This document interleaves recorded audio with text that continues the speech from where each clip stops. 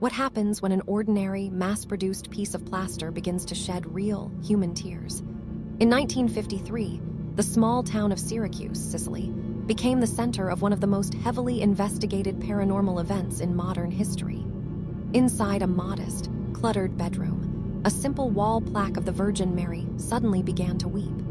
It didn't happen just once in the dark. It happened continuously over several days in broad daylight. Word spread through the village like wildfire. Skeptics immediately called it a hoax, a trick of condensation, or a deliberate scam by the owners. Locals argued passionately, divided entirely between rigid disbelief and desperate faith. But then, the crowds arrived. Ordinary people crammed into the tiny room, witnessing the impossible with their own eyes. They watched in absolute shock as the moisture physically formed and rolled down the textured plaster cheek. To settle the hysteria, medical professionals stepped in. In front of witnesses and cameras, a doctor carefully used a glass pipette to collect the liquid directly from the statue's face, ensuring there was absolutely no tampering. The vials were rushed to a pathology lab and put under the microscope.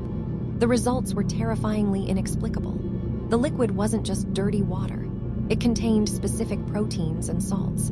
It was chemically identical to human tears.